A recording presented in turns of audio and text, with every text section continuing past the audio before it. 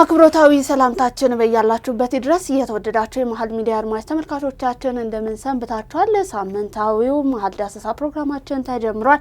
እንግዲህ ዛሬም በሳምንት ውስጥ ምን ሁኔታዎች ተከናወኑ፣ ምን ርዕሰ ጉዳዮች ተነሱ፣ በአጠቃላይ የሶሻል ሚዲያም እንዲሁም ሚኒስትሪ ሚዲያዎች ላይ ምን ጉዳዮች ተዘዋወሩ የሚለው መረጥረጥ አድርገን ከናንተ ውድ ተመልካቾቻችን ጋር ሰንበታችንን እኛ በስቱዲዮ እናንተ በቤቶቻችሁ ሆናችሁ ቆይታ ልናደርግ ዝግጅታችንን አጠናቀን እዚህ ስቱዲዮ ተገኝተናል።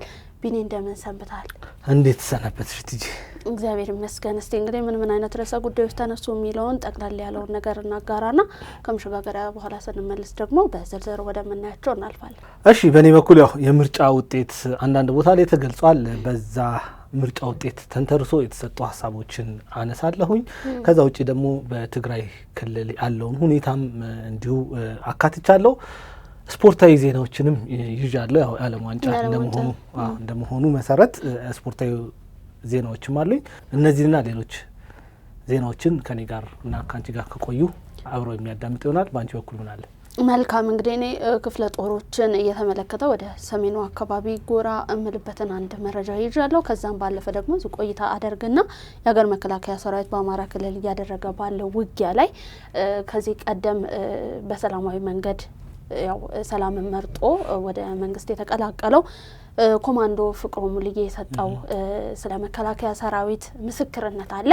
እሱን ጠቅላላ ያለውን መልእክቱን ማድረስ ይሆናል ማለት ነው። ከዛ ባሻገርም ደግሞ የአሜሪካው ፕሬዚዳንት ዶናልድ ትራምፕ ስለ ህዳሴ ግድቡ አዲስ መነጋገሪያን በጂ7 ስብሰባ ላይ ያነሱበት ሁኔታ አለ ማለት ነው። ይሄንንና ሌሎች ተጨማሪ መረጃዎችን ይዣለሁ። ያው እንግዲህ አንተ ቀደም ብለህ እንዳነሳኸው ቆይታቸውን ከኛ ጋር ካደረጉ እነዚህንና በርከት ያሉ ሌሎች መረጃዎች የሚደርሷቸው ይሆናል ማለት ነው። ፕሮግራሙን እኔ ትዕግስት ሁሉ እንዲሁም ባልደረባዬ ቢኒያም ከድር አብረናችሁ ቆይታ በማድረግ ምናሻገር ይሆናል ማለት ነው። እናንተም ቆይታችሁን እስከ ፍጻሜው ከመሃል ሚዲያ መሃል ዳሰሳ ፕሮግራማችን ጋር እንዲያደርጉ እንጋብዛለን። ከመሸጋገሪያ በኋላ ስንመለስ እንቀጥላለን።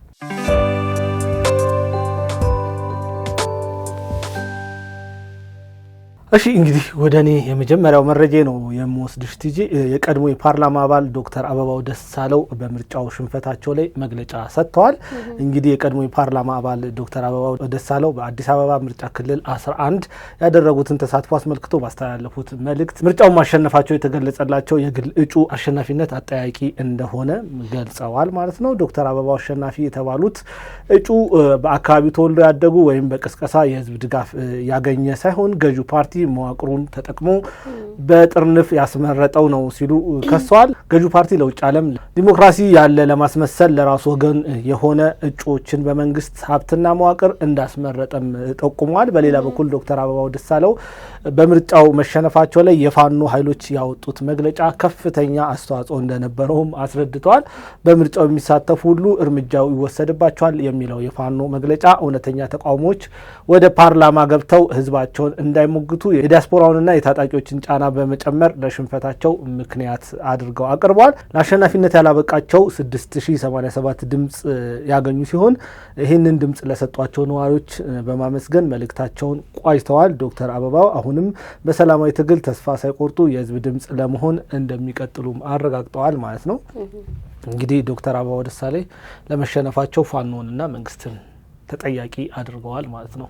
አዎ እንግዲህ የብሔራዊ ምርጫ ቦርድ 7ኛ ጠቅላላ ሀገራዊ ምርጫን አስመልክቶ በግል እጩም የተወዳደሩ እንዲሁም ደግሞ የትኛው ፓርቲ በየትኛው አካባቢ አብላጫ ድምጽ አገኘ የሚለውን አጠቃላይ ትክክለኛው ውጤት ይሄ ነው። ገዢ ፓርቲ የሆነው በ2019 ገዢ ፓርቲ የሆነው ይሄ ነው ብሎ ከመናገሩ በፊት ቀደም ብለንም በተለያዩ ይዘቶቻችን ሽፋን እንደሰጠነው ቢኒ ውጤቶችን ይፋ እያደረገ ያለበት ሁኔታ አለ። ከዛም ውስጥ አንዱ ደግሞ የግል እጩ ተወዳዳሪዎችንም ያካትታል ማለት ነው።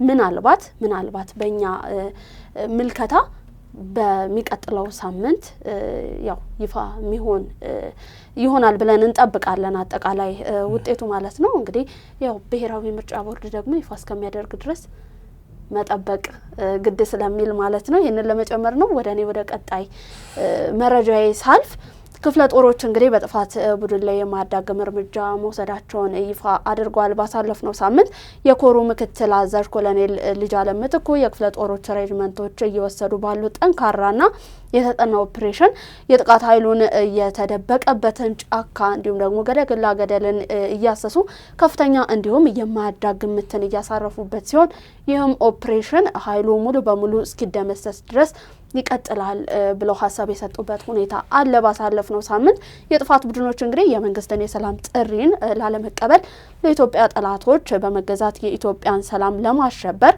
ተልኮን ይዘው ቢንቀሳቀሱም ጀግናው የኢትዮጵያ መከላከያ ሰራዊታችን ተልኳቸውን በቀላሉ እንዲከሽፍ ማድረጉን የገለጸበት ሁኔታ አለ ማለት ነው። ቢኒ የኔ የመጀመሪያ መረጃ ይሄንን ይመስላል። በመሃል ቡልጋሪያ አፍሪካ ህብረት አጠገብ በካሬ ከ89 ሺህ ብር ጀምሮ በ10% ቅድመ ክፍያ እንዲሁም ከ30 ካሬ የሚጀምሩ የንግድ ሱቆችን በታላቅ ቅናሽ ይዘን መጥተናል። እስከ 25% ልዩ ቅናሽና ከ50% የባንክ ብድር ጋር ባለ 1 መኝታ 81 ካሬ 5.7 ሚሊዮን ብር፣ ባለ 2 መኝታ 111 ካሬ 7.8 ሚሊዮን ብር፣ ባለ 3 መኝታ በ11.8 ሚሊዮን ብር ሙሉ ክፍያ የግሉ ያድርጉ። ይቅናሽ ይህን ሚዲያ አይተው ቀድሞ ለሚመጡ 20 ደንበኞች የወጣ ቅናሽ ነው። እርሶም ፈጥኖ በ0922 60 0208 ላይ በመደወል ይመዝገቡ።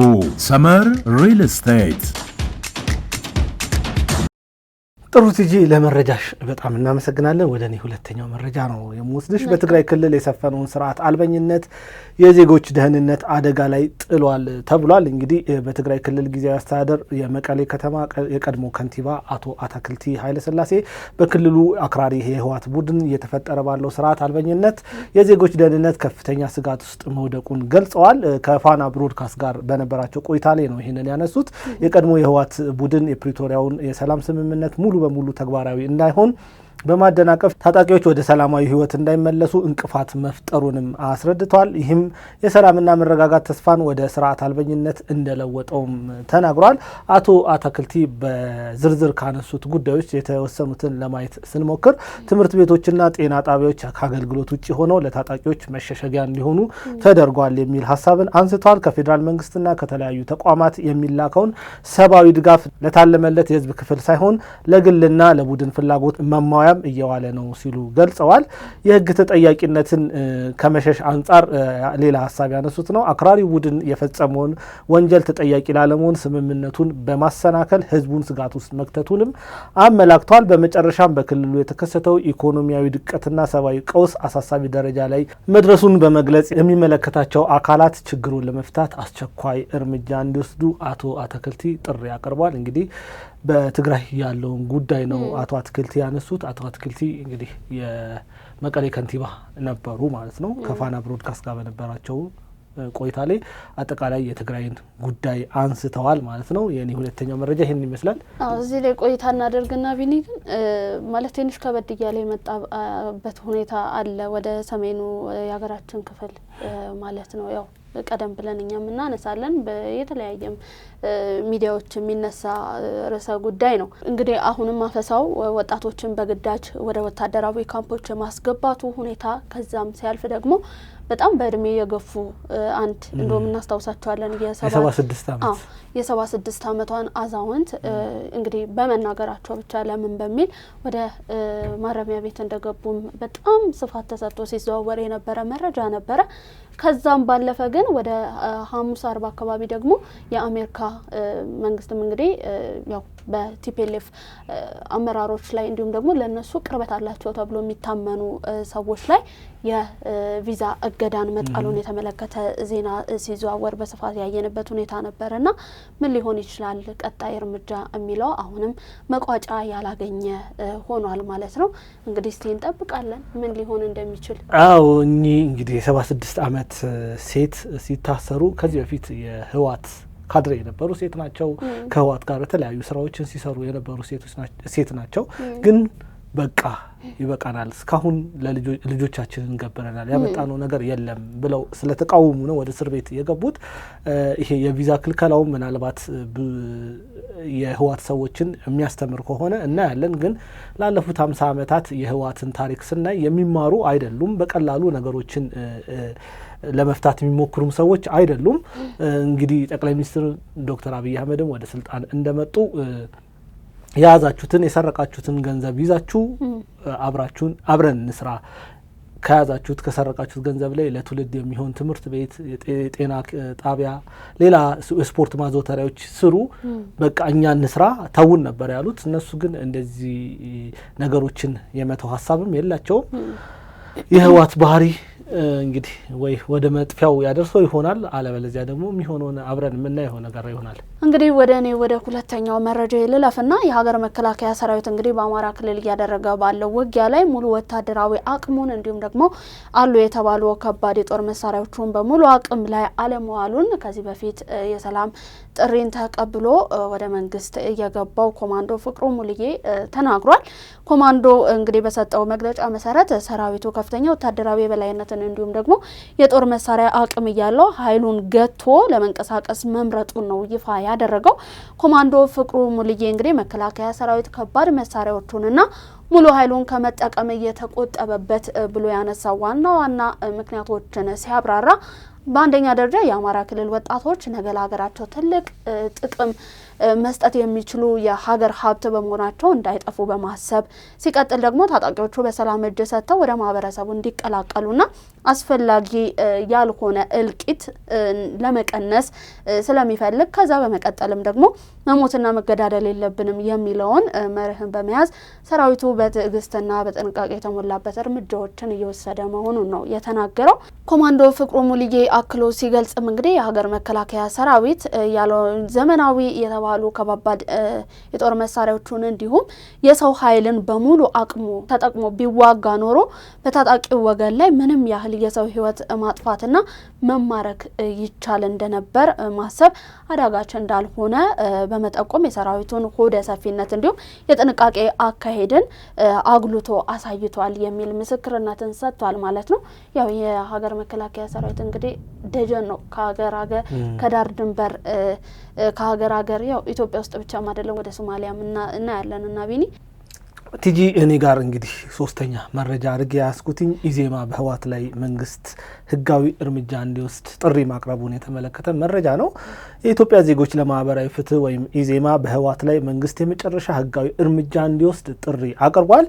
የፓርቲው መሪ አቶ ኢዮብ መሳፍንት ከኤንቢሲ ቴሌቪዥን ጋር ባደረጉት ቆይታ ላይ ቡድኑን ከኢትዮጵያ ምድር ለመንቀል በሚወሰደው እርምጃ ኢዜማ ከመንግስት ጎን እንደሚሰለፍም አስታውቋል። አቶ ኢዮብ በንግግራቸው ወቅት ህዋት ከህዝቡ መነጠሉንና ደጋፊ አልባ መሆኑን ጠቅሰዋል። ቡድኑ ለሌሎች የፖለቲካ ኃይሎች መቀጣጫ ማድረግም ይገባል ሲሉ ገልጿል። የፓርቲው የትግል አቅጣጫ ከህዋት እንቅስቃሴ ጋር በመታገል የትግራይ ህዝብን መታደግ መሆኑን ገልጸዋል። እንግዲህ እኚህ አመራሩ ማለት ነው። ይህን አካሄድ በኢትዮጵያ ሰላም ለማስፈን የግድ አስፈላጊ መሆኑንም ጠቁመዋል። ኢዜማ በህዋት ላይ እርምጃ እንዲወሰድ ሲጠይቅ ይህ የመጀመሪያው አይደለም። ፓርቲው ከ2 ሳምንት በፊት ባወጣው መግለጫ ላይ እርምጃው በህገ ወጡ ቡድን ላይ ብቻ ያነጣጠረ ለትግራይ ህዝብ ደህንነት ሲባል ሊወሰድ የሚገባ ጥንቃቄ እንዳለ በማስታወስ ተናግረዋል አቶ ኢዮብ። ይሁን እንጂ የፓርቲው ጥሪ በሰላም ሽፋን የጦርነት ቅስቀሳ ነው በሚል በአንዳንዱ ወገኖች ትችት እየቀረበበት ይገኛል። ዞሮ ግን በተደጋጋሚ ነው ኢዜማ መግለጫ እያወጣ የሚገኘው። ህዋት ከትግራይ ህዝብ ተነጥሎ መመታት አለበት፣ በዚህ ጉዳይ ላይ ከመንግስት ጋር አብረነን እያለ ይገኛል። ይሄ ጥሪና ይሄ አዋጅ ቀርቧል ማለት ነው ቲፒኤልኤፍን ለማጥፋት። መልካም ቢኒ እንግዲህ ወደ ቀጣዩ መረጃ አልፋለሁ። ባሳለፍነው ሳምንት የ6ኛ ክፍል እንዲሁም ደግሞ የ8ኛ ክፍል ሀገር አቀፍ ፈተና የተሰጠበት ሁኔታ አለ ማለት ነው። የ8ኛ ክፍል ፈተናም ይህንን አስመልክቶ በአዲስ አበባ የተሰጠበትና በሰላም የተጠናቀቀበት ሁኔታ አለ ማለት ነው። የኢትዮጵያ ዜና አገልግሎት ሪፖርተሮችም እንግዲህ በኮከበ ጽባህ ቅድመ አንደኛና መካከለኛ ደረጃ እንዲሁም በጉለሌ ፋና ትምህርት ቤቶች በመገኘት የፈተናውን አጀማመርን አስመልክተው ቅኝት አድርገው ነበረ። ያው በቅኝቱ ወቅትም ከማለዳ ጀምሮ ተማሪዎች በመምህራንና ሱፐርቫይዘሮች በፈተና ጣቢያዎች መገኘታቸውን የተመለከቱበት ሁኔታ አለ ማለት ነው። በትምህርት ቤቶቹ የተጀመረው የፈተና ሂደትም በጥሩ ሁኔታ ተጀምሮ በጥሩ ሁኔታ መጠናቀቁን ነው የተገለጸው። ይህንን የ8ኛ ክፍልና የ6ኛ ክፍል ክልል አቀፍ እንዲሁም ደግሞ ሀገር አቀፍ ፈተናዎችን ስናነሳ ቢኒ በጣም ልብ የሚሰብር የአንድ ታዳጊ ዜና በጣም መነጋገሪያ ሆኖ በስፋት ሰዎች ልብ ውስጥ የቀረ ዜና ሆኖ አልፏል። ያው በእርግጠኝነት አንተ ጋም ደርሶ ነው የሚሆነው።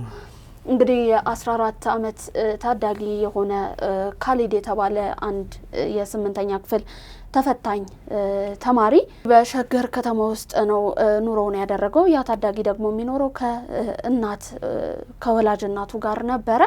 ያው አባቱ ከእናቱ ጋር በመለያየቱ ሌላ ሚስት አግብቶ በጅግጅጋ ከተማ እንደሚኖር ነው ዜናው የሚጠቅሰው ማለት ነውና እንግዲህ ይህ ታዳጊ ምንድነው የሆነው መሰለክ እናትየው በጠና ይታመማሉ። ያው ታውቋቸዋል አይነት ነገር እና በቃ በስተመጨረሻ ግን እኔ የሆነ ነገር እንኳን ብሆን ብለው ያስጠነቅቁታል ልጁን ይጠሩና ማለት ነው። እኔ የሆነ ነገር ብሆን እንኳን ፈተናህን ከመፈተን ወደ ኋላ እንዳትል አመቱን ሙሉ ለፍተህበታል ብለው ቃል እንዲገባ ያደርጉታል ማለት ነው።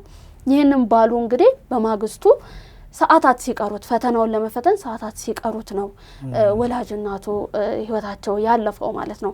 ከዛ በኋላ ግን ይሄ ታዳጊ ቀደም ብሎ እናቱ ያስገቡት ቃል አለ። በዛው እናቱ ያረፉበት ቀን ፈተናውን የግድ መፈተን አለበት። ፈተናው የሚጀምረው የዛ ቀን ነውና የእናቱን አስክሬን ቤት አስቀምጦ ነው የጧት ፈተናውን ሄዶ የተፈተነው ማለት ነው። እና ያው ያንን ካደረገ በኋላ የጧት ፈተናውን ከተፈተነም በኋላ እንግዲህ ከሰዓትም ጧትም ከሰዓትም አይደለም የሚፈተኑት እናቱን ሄዶ አልቅሶ ቀብሮ ደግሞ ከቀብር በኋላ ነው ሄዶ የከሰዓቱን ፈተና የተፈተነው ማለት ነውና ትንሽ ዳጉ ጆርናል ነው ያወጣው ይሄንን መረጃና በጣም መነጋገሪያ ሆኖ የብዙዎችን ቀልብ ስቦ በጣም ሰውን ሁሉ ያሳዘነ በቃ አላ እንደ ሰውኛ የሆነ የሚሰማህ ነገር አለና አንተ ፈተና እየተፈተንክ ቤት ግን ለቅሶ አለ።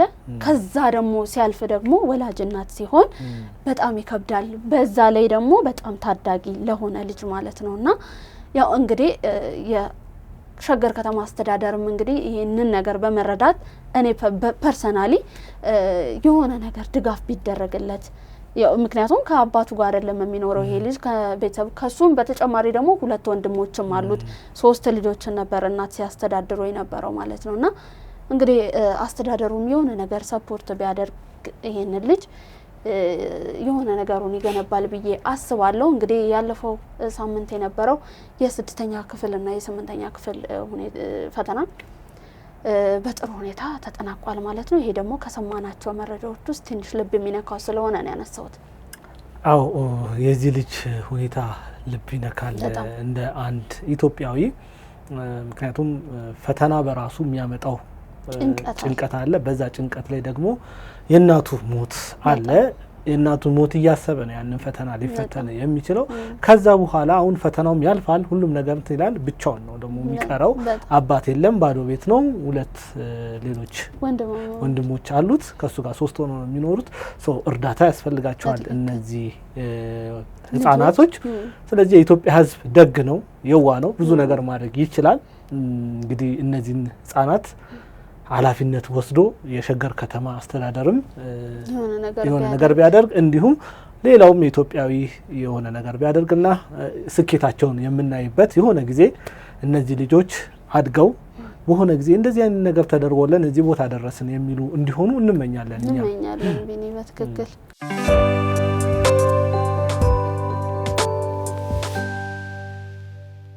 እሺ ቲጂ እንግዲህ ከዚህ ልጅ ዜና መለስ ስንል ወደ ትግራይ ነው ወስድሽ። በትግራይ ወጣቶች ጥያቄ ቀርቧል። ጥያቄው የቀረበው ለአሜሪካን መንግስት ነው። በአሜሪካን የሚንቀሳቀሱ አንዳንድ የትግራይ ሚዲያዎች ላይ ምርመራ እንዲደረግ ነው ጥያቄ ያነሱት። እነዚህ የትግራይ ወጣቶች ሰላም ወዳድ የትግራይ ወጣቶች የተባለ ሲቪክ ማህበር ቡድንን መስርተዋል። በአሜሪካን የሚንቀሳቀሱ የተወሰኑ የትግራይ ተቋማት የጥላቻና የውከት ቅስቀሳን እያደረጉ ነው በማለት ለዩናይትድ ስቴትስ የውጭ ጉዳይ ሚኒስቴርና ሴናተር ማርኮ ሮቢዮ ይፋዊ ጥያቄ ማቅረባቸው ተሰምቷል። ወጣቶቹ በሰኔ 18 ቀን 2026 ዓ.ም ባቀረቡት ደብዳቤ በአሜሪካን ተቀማጭነታቸውን ያደረጉት ዛራ ሚዲያ ኔትወርክ እንዲሁም ኮራይዞን እና ትግራይ ፕሬስ የተመለከተ ነው ጥያቄ ያቀረቡት። ተቋማቱ ህዝብን ለውከትና ለብጥብጥ በማነሳሳት እንዲሁም ወጣቶቹ ዳግም ወደ ጦርነት እንዲገቡ ግፊት በማድረግ ላይ እንደሚገኙም በክሳቸው ላይ ጠቁመዋል። የቡድኑ አባላት አክለውም የአሜሪካን መንግስት በህወሓት አመራሮች ላይ የጣለውን የቪዛ ገደብ እንደሚደግፉትም ገልጸዋል።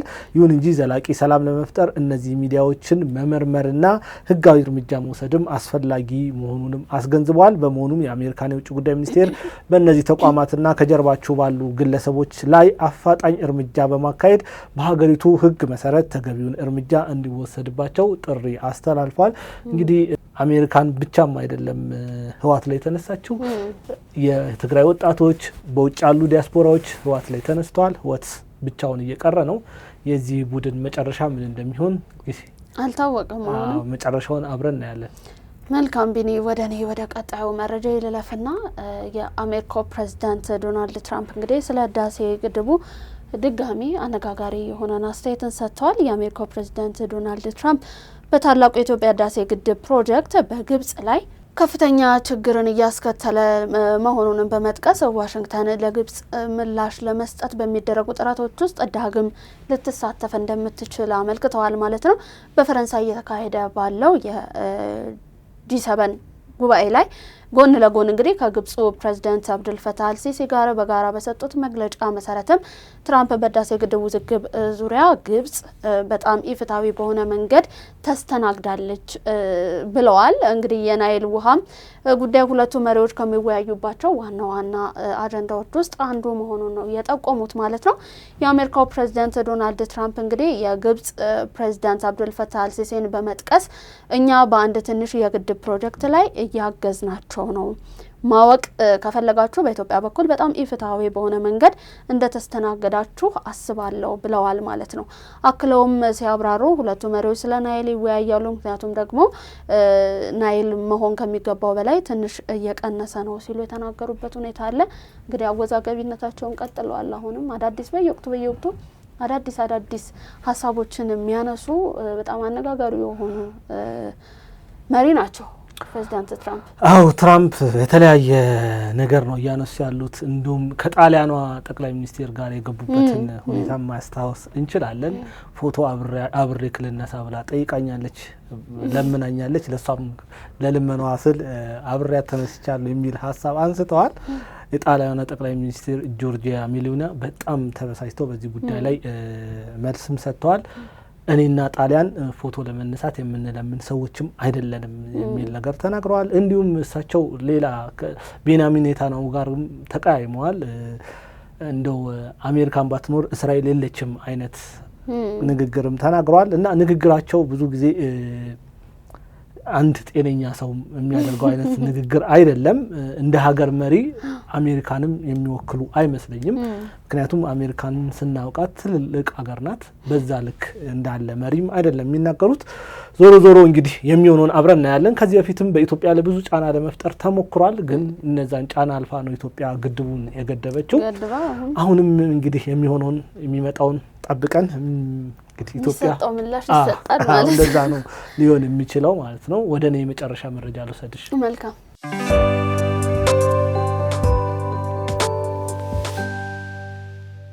እንግዲህ የመጨረሻ መረጃ ስፖርታዊ ነው የሚሆነው። ዓለም ዋንጫ ጀምሯል። በዚህ በዓለም ዋንጫ ዙሪያ ላይ የተወሰኑ ሀሳቦችን ነው የማነሳው። የሞሮኮ ኢስማኤል ሳይበር የተባለ ተጫዋች በዘንድሮ የዓለም ዋንጫ ፈጣኑን ጎል አስቆጥሯል። ሳይበር በስኮትላንድ ላይ ነው ይሄንን ጎል ያስቆጠረው። በ70ኛው ሰከንድ ላይ ነው ኳስና መረብን ያገናኘው ማለት ነው። እንግዲህ ፈጣኗ የዚህ የ2026 የዓለም ዋንጫ ጎል ሆና ተመስግባለች ማለት ነው። በሌላ በኩል ደግሞ በዓለም ዋንጫ በአንድ ጨዋታ ብቻ ሁለትና ከዚያ በላይ ግቦች ያስቆጠሩ ተጫዋቾች 11 ደርሰዋል። እየተካሄደ በሚገኘው የ2026 የዓለም ዋንጫ 11 ተጫዋቾች በአንድ ጨዋታ ብቻ ሁለትና ከዚያ በላይ ግቦች አስቆጥረዋል። ሊዮኔል ሜሲና የካናዳው ጆናታን ዴቪድ በአንድ ጨዋታ ሃትሪክ መስራት የቻሉ ሲሆን ከዛ ውጪ ካይ ሃቨርትዝ፣ ማቲያስ ኩኛና ክሊያን ምባፔን የመሳሰሉ ተጫዋቾች እንዲሁም ሌሎች 9 ተጫዋቾች በአንድ ጨዋታ ሁለት ጎል በማስቆጠር 11 ተጫዋቾች 3 እና 2 ጎል ያገቡ ሆኗል። እንግዲህ በዚህ ዓለም ዋንጫ ሌላኛው በጣም በዚህ ዓለም ዋንጫ ላይ አነጋጋሪ የነበረው የኬፕ ቨርዲው ግብ ጠባቂ ፎዚኛ ጉዳይ ነው። ይሄ በረኛ ወደ እናቱ ወደ አሜሪካን እንዲመጡ ተፈቅዶላቸዋል ማለት ነው። በዓለም ዋንጫው የኬፕ ቨርዲ ብሔራዊ ቡድን ኮከብ ግብ ጠባቂ የሆነው ፎዚኛ ከስፔን ጋር አንዳቻ ከተለያዩ በኋላ ሲያለቅስ ነበረ። ያለቀሰው በጨዋታው መስሏቸው ነበር ብዙ ሰዎች፣ ግን በኋላ ላይ መረጃው ሲሰማ እናቱ ወደ አሜሪካ እንዳይገቡ ተከልክለው ነበረ እና ደግሞ የተከለከሉበትም ምክንያት ደግሞ ከቪዛ ጋር በተያያዘ ጉዳይ ነው። ከዛ ውጭ ደግሞ የገንዘብም ጉዳይ ተነስቷል። አሁን ያ ነገር ተቀርፎ እናቱ ወደ አሜሪካን ገብተዋል ማለት ነው። ባለቀሰበትም ሰዓት እኔ የአያቴ ልጅ ነኝ፣ አያቴ ማልቀስን አላስተማሩኝም፣ ግን ማለቅሰው ለእናቴ ነው ሲል ተናግሯል። እንግዲህ የኬፕ ቨርዲ በረኛ እናቱ ወደ አሜሪካን መጥተውለታል ማለት ነው። እንግዲህ በእኔ በኩል ያለው 5ቱ መረጃዎቼ እነዚህን ይመስላሉ። ወደ አንቺ የመጨረሻው መረጃ አልወሰድሽ ትጂ። መልካም ቢኒ፣ ያው እንግዲህ ሶማሌላንድን እናገኛለን። ከእስራኤል ወታደራዊ ስልጠና ድጋፍን እያገኘች ስለመሆኑ ይፋ አድርጋለች። እስራኤል እንግዲህ በሶማሌላንድ ውስጥ ምንም አይነት የጦር ሰፈር የላትም፣ ነገር ግን የሀገሪቱ የፖሊስና የወታደራዊ ኃይሎቿን እያሰለጠነች ነው ሲሉ የሶማሊያው መከላከያ ሚኒስትር መሐመድ ዩሱፍ አሊ ባሳለፍነው ረቡዕ ዕለት ይፋ አድርገዋል ማለት ነው። ከሶማሊያ በመገንጠል ራሷን በራሷ የምታስተዳድረው ሶማሌላንድ እንግዲህ እስራኤል በግብርና እንዲሁም በሌሎች ዘርፎች ላይ ኢንቨስት እንድታደርግም ጥሪን ያቀረበችበት ሁኔታ አለ። እስራኤል እንግዲህ እንደምናስታውሰው ለሶማሌላንድ የሀገርነት እውቅናን የሰጠችው የመጀመሪያዋ ግንባር ቀደሟ ሀገር መሆኗን ተከትሎ ነው የሶማሌላንድ ፕሬዚዳንት አብዱራህማን መሐመድ አብዱላሂ ለመጀመሪያ ጊዜ በዚህ ሳምንት ወደ ቴል አቪቭ ይፋዊ ጉብኝትን አድርገዋል ማለት ነው። የመከላከያ ሚኒስትሩ መሐመድ ዩሱፍ አሊ ከልኡካን ቡድኑ ጋር አብረው ወደ እስራኤል የተጓዙበት ሁኔታ አለ። ሶማሊያ እስራኤል ለሶማሌላንድ የሰጠችውን እውቅናን ውድቅ ያደረገች ሲሆንም ድርጊቱን ሉዓላዊነቷ ላይ ሆን ተብሎ የተፈጸመ ጥቃት ስትልም የፈረጀችበት ሁኔታ አለ ማለት ነው። ሌሎች ሀገራት እንግዲህ ከእስራኤል ውጪ እስካሁን ድረስ የሀገርነት እውቅና አልሰጡም ማለት ነው። ቢኒ፣ የዛሬ መረጃን ጨርሻለሁ ነው።